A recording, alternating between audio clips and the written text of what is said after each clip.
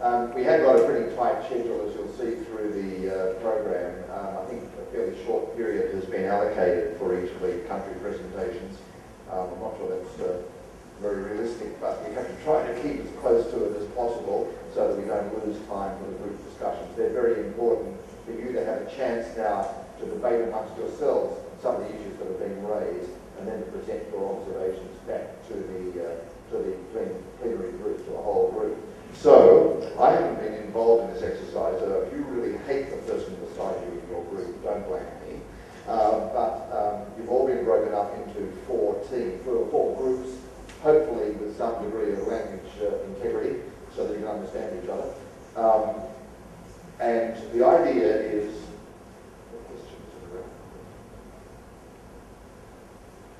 the idea is I've penned a question, you can roll it up a little so you can see it. I think there are Chinese and Russian versions that have been handed out.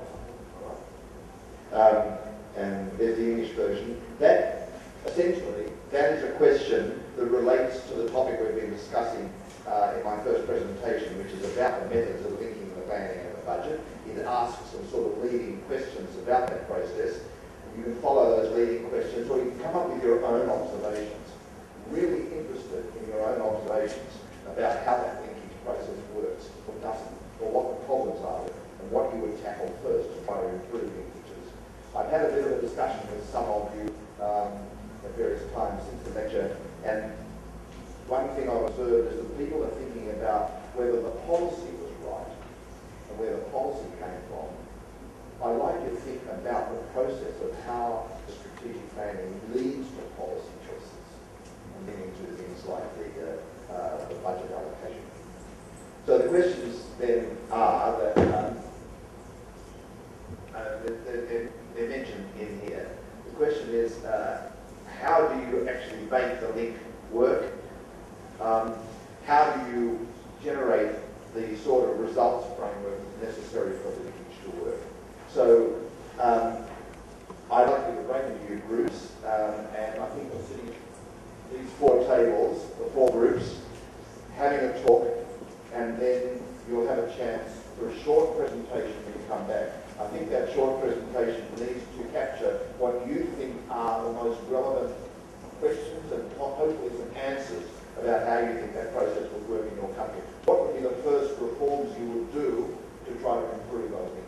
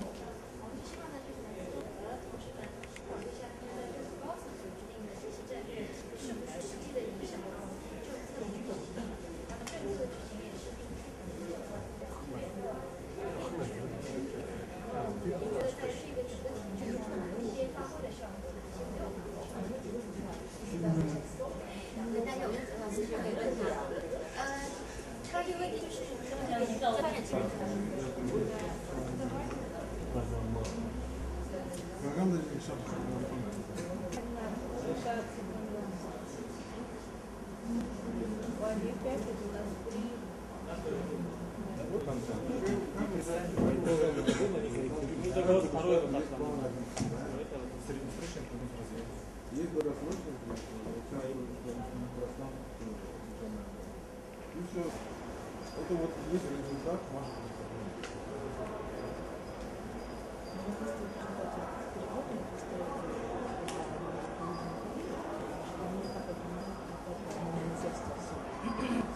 Вот она сказала, что это итог.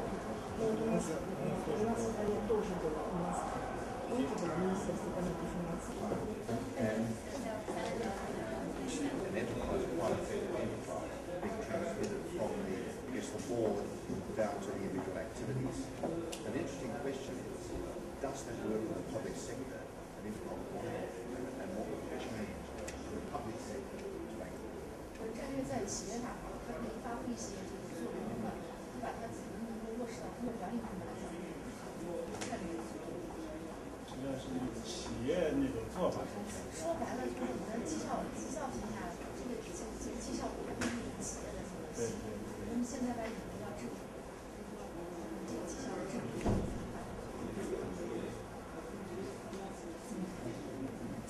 现在导播没有。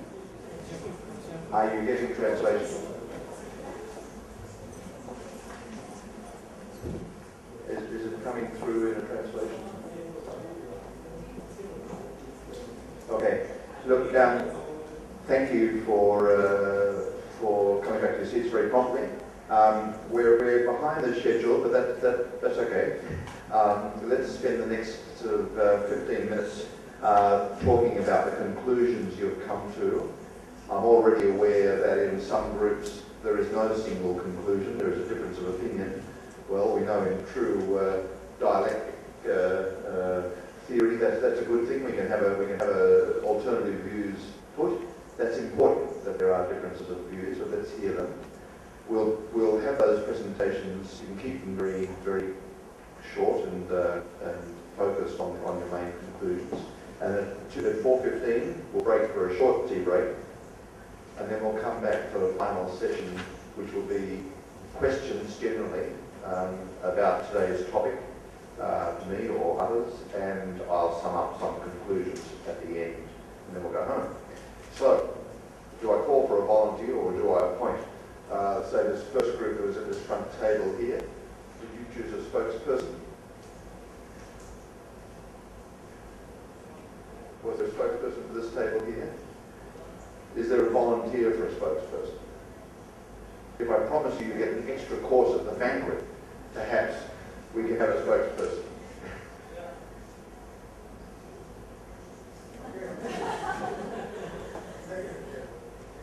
Oh, no. Well,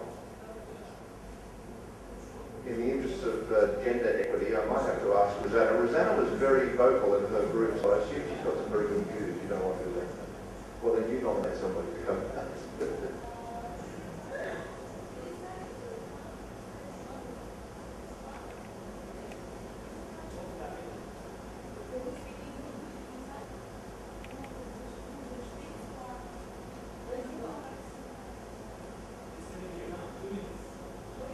Come on, we're losing time. Oh, I see. We've lost that person. Oh, all right. Okay. I detect a ruse. All right. The second table, I'm sorry. So the table that was down towards the door, who's speaking on behalf of the second group? I don't want to waste the whole time finding somebody who's going to speak.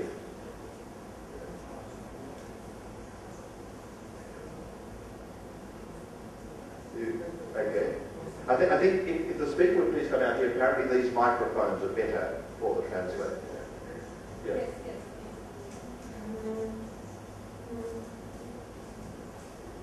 Mr. Abbasov has earned himself an extra dessert at tonight's banquet.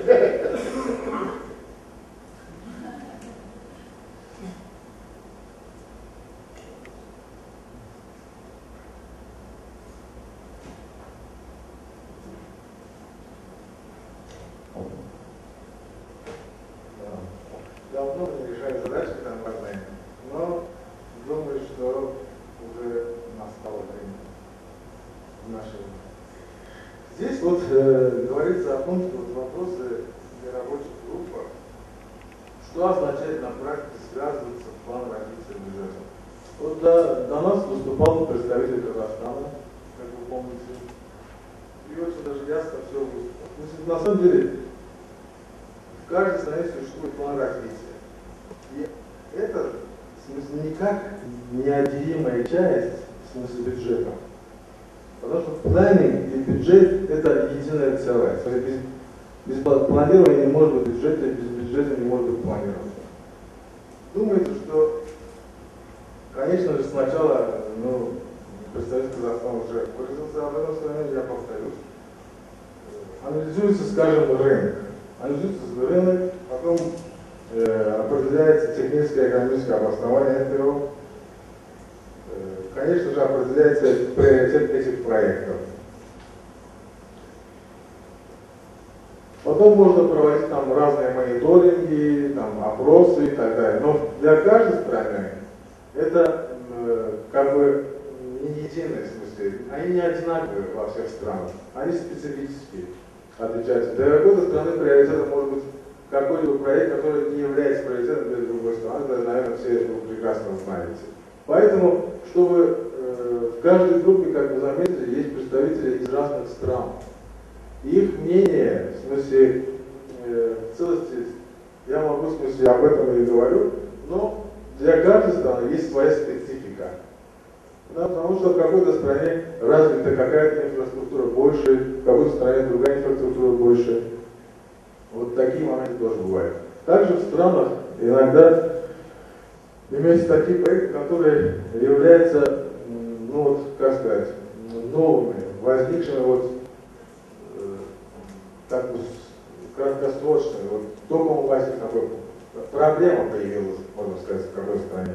Во всех странах, не знаю, но в некоторых странах, конечно же, есть фонды, например, фонд президента, фонд нефтяного фонда, фонд там определенные фонды. И, допустим, вот здесь мой коллега сказал, что на самом деле вот, может быть возникнет такая проблема, что вот, например, птичий грипп. Это же не планирование бюджета, правильно? В смысле, на этот птичий грипп, в смысле, средства не планируются государством заранее. Это уже новая возникшая проблема. И тогда уже приходится, так как она не запланирована как каким-то бюджетом, уже приходится из этих фондов как бы выделять средства на ту или иную проблему. Понимаете? У нас, например, в нашей стране есть такие фонды, там, фонд президента, фонд запасов кабинета министров, нефтяной фонд. Также у нас есть собственный фонд Министерства по чрезвычайным ситуациям, в смысле, оттуда также могут выделяться средства на наводнение. Вот, случилось наводнение, и уже это не предусматривается бюджетом, поэтому уже приходится возникать необходимость из этих фондов, в смысле, финансировать вот эти моменты. Вот, собственно, все. Коротко я хотел об этом сказать. Спасибо большое. No, thank you. I don't know if we've got time to comment on those yet. We might try to bring it back together at the end. The conclusions I hear from that quickly, if I got it accurately, is firstly you believe that the planning and the budgets are in fact very much a combined process now. Have I got that right? That's what you... Это нельзя сказать объединенный комбинированный процесс, но он взаимосвязан. Нет бюджета без планирования, понимаете? Вот, и вот я так думаю, что вот казахская сторона, чтобы это усилить, это в своей стороне, на самом деле, вот, во многих странах есть Министерство экономического развития и Министерство финансов. Есть, например, в некоторых странах они объединены. Это немножко возникает при этом большие задержки. А вот я думаю, что нормальный вариант, чтобы эти министерства были отдельны. Тогда вот эти проекты будут осуществляться более быстрее, скажем так.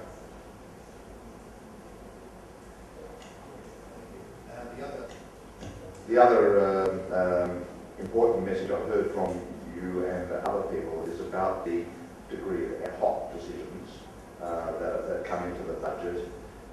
That's always going to happen. I guess a question I will always be asking is when ministers do make ad hoc decisions, that's obviously separately from things like natural disasters, are the budgetary and strategic implications of that ad hoc decision transmitted back to the ministers? Do they know the implications for the achievement of their strategic goals and for the integrity of their budget? They would be questions I would always ask when those ad hoc decisions are made, as they will be in every country. И здесь, честно сказать, я не представитель Министерства финансов или Министерства экономического развития, но об этом, наверное, могут сказать свое мнение наши коллеги, в смысле, наши группы из Министерства финансов или экономического развития, они смогут, в смысле, дать, в смысле, ответ на этот вопрос. Но я так думаю, что если в какой-то стране какое-то бедствие, в смысле, не дай бог, и это не предусмотрено бюджетом, то, конечно же, мы будем искать выходы из каких-либо из какого-нибудь бюджета. А если нет, если есть какие-то фонды, конечно же, выделяем из этих фондов, это намного упрощает этот процесс.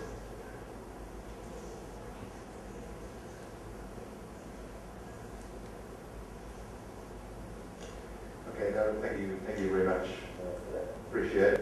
So well done, Group 2. We've got everyone speak back yet? Not?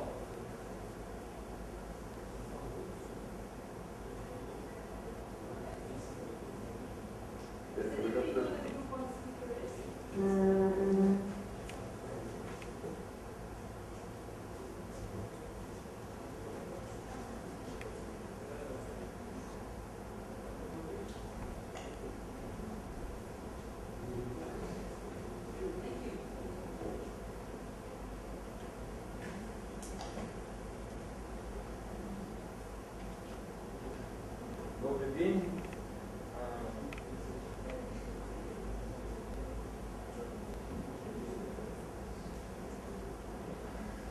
Так как нашего выступающего нету, я попробую, как вы видите, наши группы озвучить. До этого, опять же, вот была, как отметил предыдущий выступающий, господин Гасин, он сказал, что в презентации истории Казахстана уже говорилось основные направления, основные, скажем, инструменты по планированию и составлению бюджета, как они связаны. У нас была дискуссия очень бурная, скажем так, в нашей группе, и мы обменялись мнениями, как это происходит в наших странах. Вопрос о том, как связан план развития с бюджетом в наших странах, если обобщить, значит, происходит следующим образом. Прежде всего, у нас есть министерство, которое отвечает за выработку, подготовку макроэкономических показателей и подготовку плана привлечения инвестиций, государственных инвестиций, как вложений, опять вложений. Соответственно, в нашей стране, в Таджикистане, это Министерство экономического развития и торговли, который подготавливает прогноз трехгодичный, прогноз социально-экономического развития страны, где мы прогнозируем основные макроэкономические показатели и, как я сказал, план государственных вложений. Данный документ под утверждением правительства является основой для подготовки проекта бюджета, который подготавливается со стороны Министерства финансов. Соответственно, этот процесс идет одновременно. Пока мы готовим прогноз, мы согласовываем с министерством ведомствами их планы, какие у них планы, какие индикаторы они будут закладывать на следующий год, и, соответственно, информируем Министерство финансов, чтобы они уже проект готовили, проект бюджета. После того, как Министерство финансов подготовит бюджет, опять же, после согласования с профсоюзными ведомствами, с региональными администрациями, все это передается в согласованном виде правительству, которое рассматривает и направляет для утверждения нормальных стран. Я думаю, этот процесс везде одинаковый. Насколько связаны наши планы, вот как написано в вопросах, что в последнем периоде план развития, это стремление, амбиции, это наши, скажем так, наше чаяние, наше видение, что должно быть. Ну, так как у нас планирование трехлетнее и бюджет готовится тоже на 3 года, то есть мы готовим прогноз на год, на следующий год и оговариваем индикаторы на 2 последующих года. Также и бюджет готовится у нас на год, утверждается, и значит, основные бюджетные индикаторы, параметры тоже на 2 года оговариваются. Действительно, планы могут быть со временем меняться, вот когда бывает такие ситуации, когда чрезвычайные ситуации или что-то такое, типа финансового кризиса, который был, возможно, надеюсь, не будет, но возможно, тогда уже пройдут какие-то корректировки. Но у нас в стране Таджикистане после утверждения бюджета в основном он выполняется без сильных корректировок.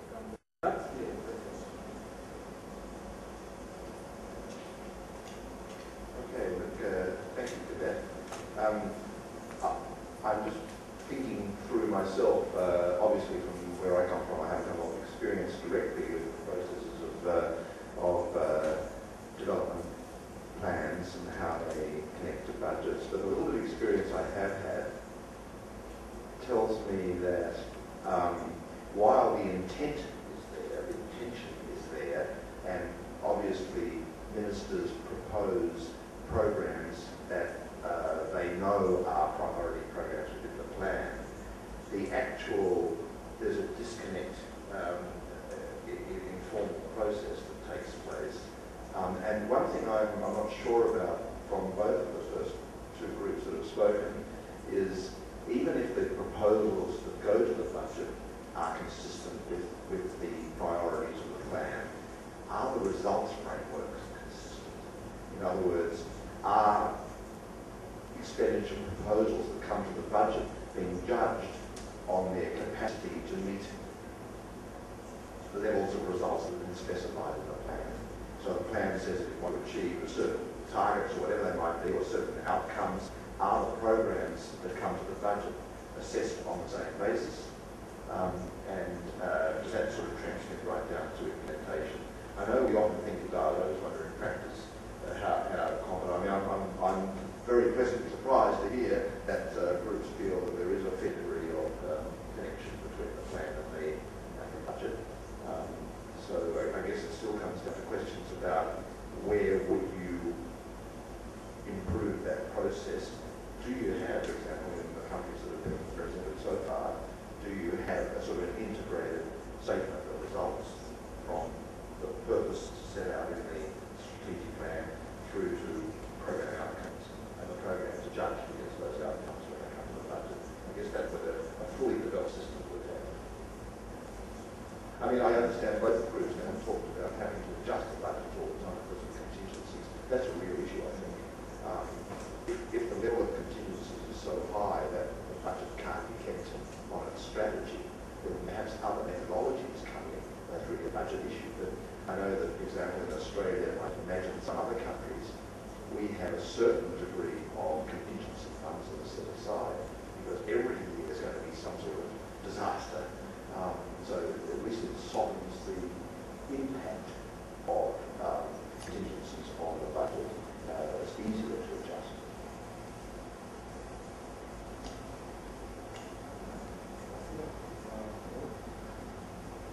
Мне кажется, что части, что все-таки можно рекомендовать нашим странам, я буду сказать, странам о том, о чем мы говорили, дать основные слова на что 5 основных компонентов, которые рассматривать планирование, мониторинг и потом оценку. Я думаю, что некоторые компоненты у нас ушла в ранее, в части, допустим, оценки и части оценки или мониторинга. Очень часто у нас оба эти процесса, они как бы происходят на ведомственном уровне. То есть каждое ведомство мониторит выполнение программ, допустим, на отрасле, на своем уровне. И, допустим, если у нас в стране, допустим, принято стратегии развития главные наши приоритеты, которые мы надо достигнуть по течению, у нас программа будет 15, в Казахстане будет 15, то под них уже строятся отраслевые программы, и сами отраслевые министерства, они ответственны за выполнение данных программ. И очень часто бывает так, что при подготовке именно плана части иностранных инвестиций и когда правительственного государства, не всегда охватывается полностью эти программы, они остаются нереализованными. То есть даже если вы дать сейчас денег, потом очень трудно отследить, насколько эффективно вы использовали данные деньги, которые были направлены на реализацию программ. То есть я думаю, в части мониторинга и оценки реализации бюджета, то есть исполнения бюджета, я думаю, что нам стоит подумать, как этот процесс можно внедрить более эффективно. Потому что много программ принято, деньги выделяются, но как же они все-таки используются и какой эффект реализации количества этих программ. Вот это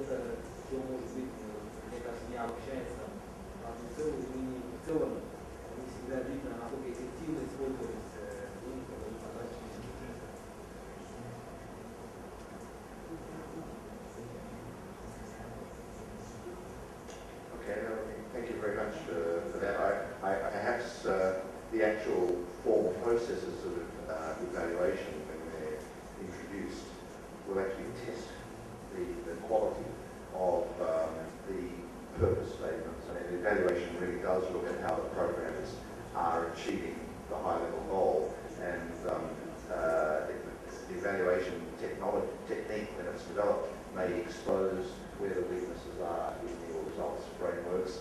I think that the more we monitor, the more we have external scrutiny as commenting on when we find the weaknesses. In Australia, we moved to outward budgeting because we thought that would be much more results focused. But after a few years, the Parliament was saying, we can't assess anything against outcomes, they're too general. So they exposed the weakness in our system, and we went back to something that was closer to outputs, even though that meant the gap from the strategic objective was increased. I mean, we couldn't get it right either direction. There's always a balance. But we suffered badly from having a poor linkages down through our results framework. There's no question about it. Outcomes were allowed to be expressed so generally, they just didn't serve the purpose of the on programs and budgeting. So thank you very much for that. And I'll now call on the spokesperson for the third group to make some comments. Without any discussion, straight out here, keen to get the time.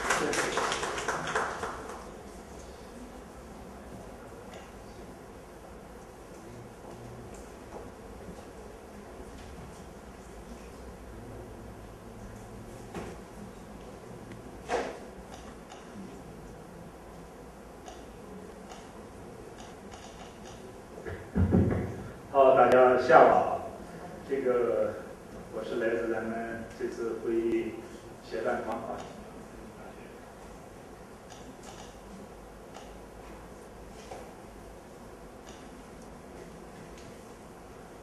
我来自这次会议的协办方啊，咱们新疆财经大学。我也不是什么这个预算专家，也不是规划专家啊，之所以代表他们发言。 是因为我的职务稍微高一点。这个刚才在讨论的时候啊，这个3次小组发生了合并，所以我是一并代表这2个小组来发言。因为参加这个3次小组的成员呢，都是基本上是来自咱们新疆财政厅的官员和我们财经大学的这个教授、副教授。所以讨论的问题相对比较单一啊，可能没有刚才2个小组。 这么丰富啊，很丰富。因为我个人对这个规划和绩效评价呢不是很熟悉，所以我刚才重点询问了咱们来自新疆乌尔自治区财政厅的官员啊，对中国的这个绩效公共部门的绩效评价做这么一个陈述啊。第一个呢，我们认为呢，这个用于企业绩效评价的那些理念是可以引入到咱们政府公共部门的绩效评价中去的，而且中国呢已经开始做这个事情啊，咱们的财政系统已经设立了专门的绩效评价部门啊，目前的重点呢主要是开展对。 项目方面的投入的一个评价，也就是对咱们资本这个支出方面的评价，还没有引入到这个经常项目的一个评价方面。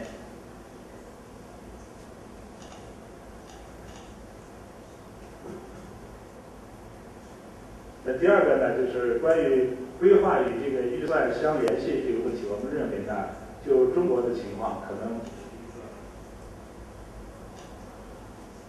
不是一个新的理论的问题啊，而是一个客观存在的一个现象啊，一个现象。因为大家知道，这个中国过去是计划经济国家，原来非常强调这个计划之间的综合平衡啊，综合平衡。虽然在国家层面的平衡，往往导致了这个时间的一个滞后啊，但是这种计划之间的协调平衡技术应该说一直保留下来。 就目前来讲呢，我们非常认同这个规划应该与预算呢应该是相联系啊，是一种协调和一致性。但可能关键是怎么样提高这种协调和一致性。就中国的情况来讲呢，我们大致上是这样啊，就是对一些这个专项的计划、专项的规划，一般来讲呢是需要预算给予支持啊，在这种情况下呢，可能纯粹来自财政咱们税收这方面有可能无法支持这种项目，但是还可以考虑一些融资啊，一些融资。那么就中国本身来讲呢，大家知道，虽然现在中国是世界第2大国，但是中国因为幅员辽阔，很多地区发展不平衡，这个很多领域、很多部门都需要投入啊，都需要投入。说在这个具体做规划的时候呢，更多的还要考虑一个部门的协调和平衡。那么在预算的支持方面，恐怕就要考虑，因为按我们的观点呢，就是离开这个预算支持的规划是不可能实现的。对任何规划呢，它是必须考虑规划对这个预算的一个约束啊，一个约束。所以从这边来讲呢，在中国的做法就是往往呢，规划部门和这个预算部门实际上也是相分离的啊，也是独立运作。但是在客观上，在规划编制初期，它是会成立一个这个规划的协调小组啊，协调组就是跨部门的一个协调组，那么专门进行一个各部门的协调。当然，这个协调中间呢，我们主管预算的财政部门肯定是居主导地位啊，肯定是要参加的。那么最后，如果预算不能满足提出的规划目标的要求，那么可以根据规划目标的轻重缓急进行一种优先安排啊，有些项目可以暂时推后啊，暂时推后。大致上啊，我想代表3、4小组介绍的也就是这么些东西，谢谢大家。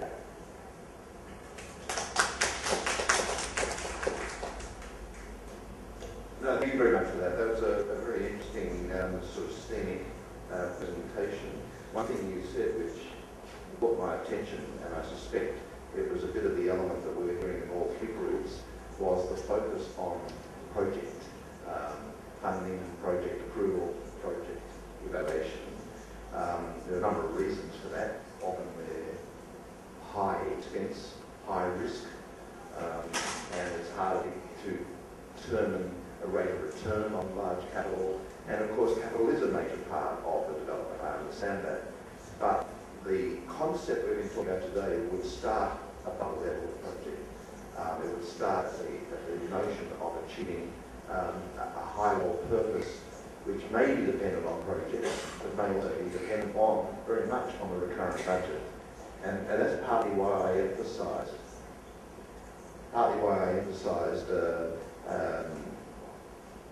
I lost my train of thought there, sorry.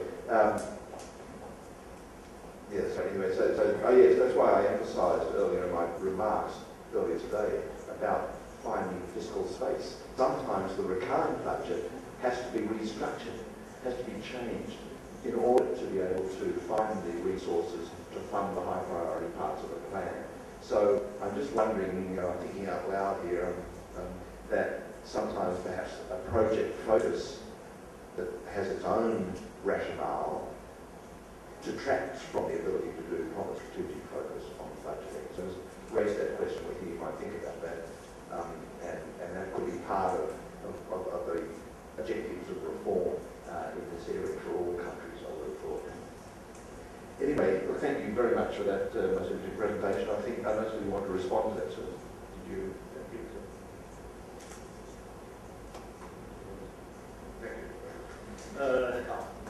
这个谢谢评论啊。这个其实在中国呢，这个做规划的时候呢，可能会面临到预算约束。但是在中国往往呢，同时除了财政部门对预算这个支持以外呢，这个金融部门啊也是一个不可缺少的一个组成部分。在规划中呢，往往配套的还有我们金融部门也要相应的通过银行等等的资本市场的一些手段，也为规划提出了一个规划目标的实现，提供了一个强有力的支持。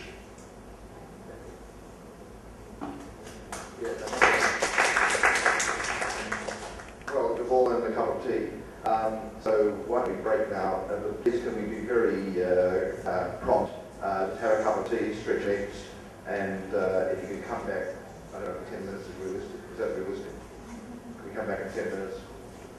Let's try it, which probably means we'll be back in 15, and we'll spend a few minutes summing up the discussion of today before we go home. Thank you. The reason we came back very promptly is you can see 5 o'clock was coming and that's when we're supposed to go home, so that got everybody very promptly. That's good. We've had a long day, and I think we've challenged some ideas and some perspectives that all countries and all the experiences that we've had in our own countries would lead us to automatically, I suspect. But I really would challenge you to keep thinking about what the nature is of a linkage between your planning and your budgeting. One aspect which I hear in the feedback from the groups is that there's obviously greater communication, greater consultation that goes on between planning and budgeting in most countries. But that doesn't necessarily mean that the process is in a consistent way pursuing the objectives of the strategic plan, and in a way that can be properly validated in a evaluation process. I think very few countries are reaching that point. It does really mean stepping back from current processes and starting at the top and saying, what are the statements of purpose that the government wants to achieve with this plan, and how is that moving down through our system? Does everybody understand that? Does everybody focus their efforts to achieving that? And the tool that's most critical for that, as I mentioned in the comments and question, is that results-based framework, that logical link between the statement of purpose at the top, moving right down through the program outcomes and right down to the activity outputs. They have to be logically linked, and that is a major challenge. Australia is often given the accolade of being one of the leaders of budget reform, has never solved that problem. 30 years we've been trying to get a better results-based or better outcome-based system, but we've changed course, and really we still have not achieved that linkage. Because the reason I was telling you before, that outcomes were considered to be too high for real control and scrutiny, and outputs were too low, and therefore became disconnected from a strategic perspective. One day perhaps we'll find a solution. I thought I would give a little anecdote, a little story that sticks in my mind for many years, and it's a story that you can actually draw lots of conclusions from. I can even draw a conclusion about our discussion of today from this anecdote. I think I mentioned this morning that I was a Director General of a ministry to use more common terminology for many years. And one of the ministries that I was responsible for running had many programs, but one of its programs was the program of childcare. I don't know how that translates, but basically it was assistance for parents to be able to have their children looked after by accredited childcare agencies after school or before the children were old enough to go to school. And the aim of it, when it first was brought in, was to increase the labour force participation of women. We were trying to increase our production by having the age group that were clearly productive, male or female, to be able to contribute to the economy. And of course, like most countries, we had a very low participation rate of women because of child care responsibilities. So the idea was to institutionalise to a greater extent child care, and that way women could join the labour force just as men could. That was long before the days when men actually considered child care might be within their domain, believe me. Anyway, we never went as far as Sweden, which really did institutionalise that to a great extent, but we had quite an elaborate and very expensive program of childcare. It still exists today. What has changed in recent years is not the program. And it's not the policy of subsidy and how to help people get childcare. It's the purpose. I'll explain that in a minute. And if we had a system where the purpose didn't really matter, that was for those strategic gods to look at, where human beings are worried about programs and policies, they would never have adjusted to the changed purpose. And in fact, I don't think they have adjusted to the changed purpose, which means that we have failed in our system again. What was the changed purpose? It was considered that really the original intent of that policy, namely to increase female participation rate, had been largely achieved. We haven't got equality in the participation rates, we probably never will have, but we've got a high level of female participation. The purpose of a new strategic policy purpose, if you like, that the government adopted was preschool education, to prepare children better before they went to school, to be ready for schooling, because there was evidence that that improved the students, young students, we're talking about children going their first years of school, they would get a result if they were better prepared for the schooling. And it was seen that the childcare policy, suitably adapted, would serve that purpose. The problem was we had enormous inertia in our system. The people who ran the childcare program had been running it for decades, and they couldn't rethink what it meant to get a different result out of the childcare program, which probably meant forming new relationships with client groups, bringing in new stakeholders, being educators. So there were a number of things that the managers of that program should have been able to do to rethink the purpose. But the program was in place, the policy was in place, and it was very hard to get a change. So I would argue that as being an example, even in our relatively sophisticated system, where a government's shift of purpose, shift of strategic intent, was unable to be implemented because the linkages didn't work. There was no feedback that said this program is failing because it's not achieving proper preparation for school years. And it almost required breaking the system to make it work better, you know what I mean? It was almost changing the people who'd been there for years because they were unable to change. So on all the conventional criteria, there was never really a budgeting question. It didn't really need a change of financial support. It was getting the money it needed. It needed to change its orientation, its thinking, and be able to be evaluated against a new purpose. And that was a very hard thing to do in a system that just kept rolling and had an enormous inertia in it.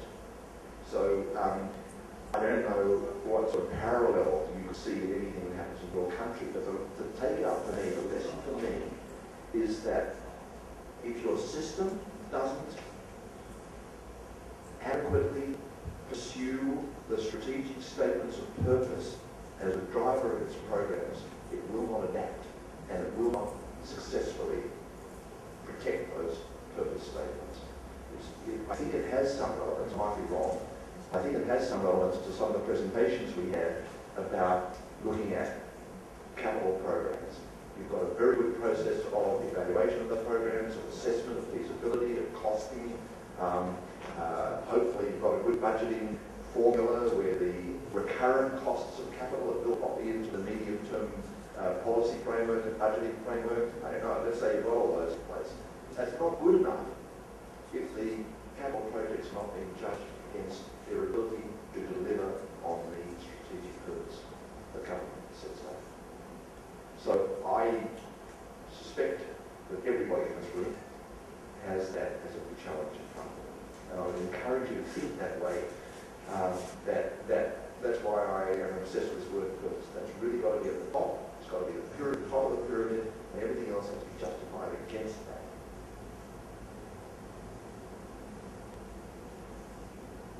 I think I have finished preaching. I probably should have been a religious person.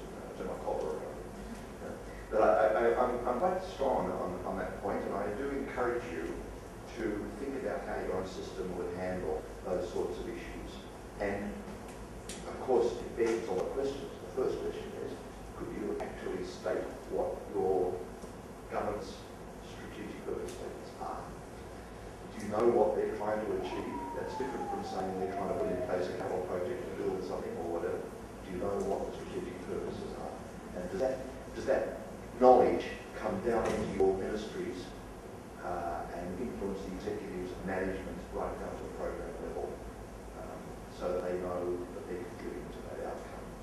See, my managers of the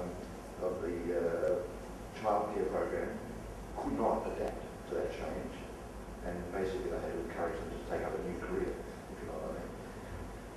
It's bizarre.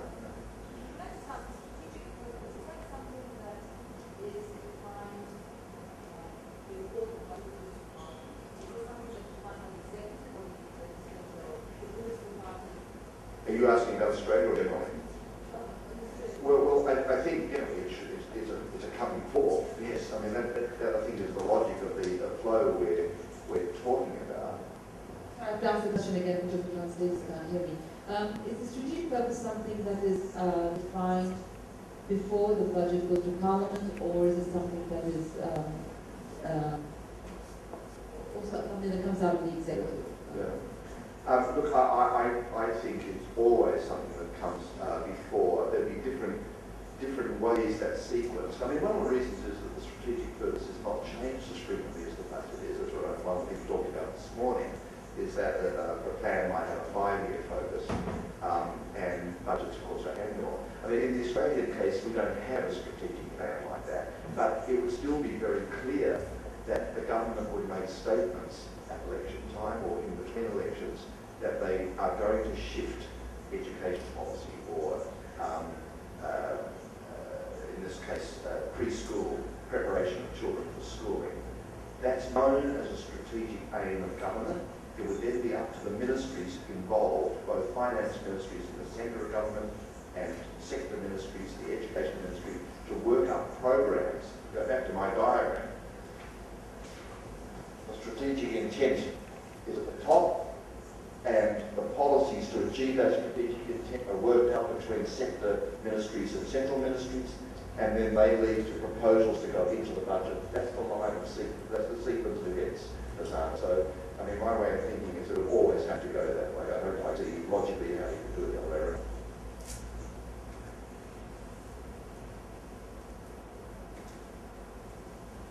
I mean, part of the challenge is that budgets have their own intrinsic momentum. That's what I meant when I talked about finding fiscal space. If you let the budget continue to fund everything it currently funds, continue to be indexed against inflation, all those sorts of things, you'll never find the fiscal space to shift priorities. The budget has to be a servant to the strategic objectives of government, and that can be rather disruptive and potentially a restricting process that goes on in government.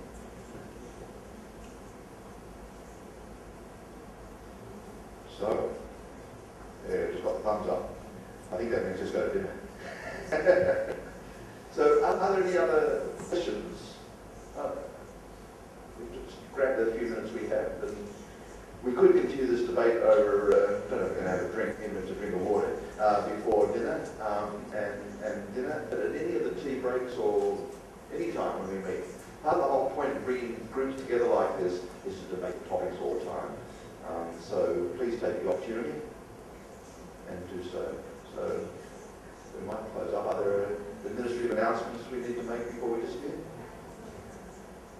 In your information note, there is no information about DSA, daily subsistence allowance. I will give today for countries, Armenia, Azerbaijan, Georgia, and Kazakhstan. The other countries will get tomorrow because it's very difficult to give to everyone. So you have to submit your copy of e-tickets and the original boarding passes of coming to Orochi. And then you have to sign the acknowledgement receipt. That's all the requirements. I will do it I will give the allowance during dinner time tonight. And then maybe, before dinner. Just approach me.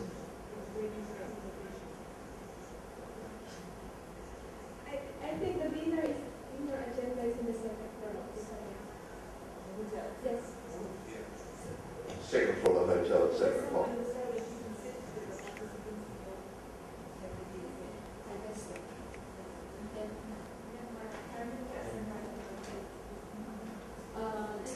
Our local partner, that is Xinjiang Finance Bureau and Xinjiang University of Finance and Economics, would like to host a welcome reception dinner at the second floor, the banquet hall of the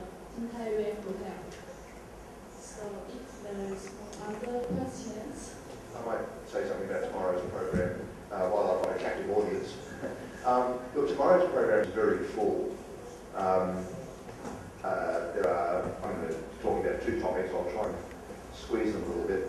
There are 4 country presentations, and then a breakout group discussion at the end of the day, followed by a bit of a summing up. The question I think we'll look at in that breakout session is the second one on this sheet. Those of you who have it in Russian and Chinese are at an advantage because there's a mistype in the English. I'm responsible for the English. Someone who was translating it actually contacted me a week or 2 ago and corrected it and said, did you really mean? So they haven't changed it on the English. So it should have been MTEF. I could have left it to your imagination to work out what an MTER was, but it's just a mistype. I don't type very well. I have changed that, so don't worry about it. So I have already changed it to MTEF. it has been changed. Yeah, It's just the one on the board still has MTER, so I wasn't sure. Yeah. Anyway, that's okay. That's what it is. And I think we'll do that second question because it pulls together budgeting issues and a medium-term framework as a point of discussion. And obviously one question I want to ask, there are a lot of questions about can you put together, have you got the capacity to put together a medium-term framework, but I'd be very interested also in hearing from you, discussing your breakout groups, why you want a medium-term framework. What do you propose to do with it? Who's going to use it? What statements of objective have you put on a medium-term framework in your countries? What value do you expect to get out of it? Who's going to use it? I think that, again, that fits my theme about being very clear in why we do these things. So tomorrow we start at what time? 9:30. 9:30. And as I said, a very full program to finish hopefully at 5:30 is the program. So what I would ask is that the 4 people who are giving the country presentations, only 15 minutes have been allocated. If you want more time than that, would you please tell me or one of the organisers tonight, and we'll try and adjust things a bit. Otherwise, I'm going to assume that you can try to keep it as close to 15 minutes as possible, so we don't get too far behind in the day's program. Ladies and gentlemen, thank you very much. See you at dinner. In fact, see you on the bus.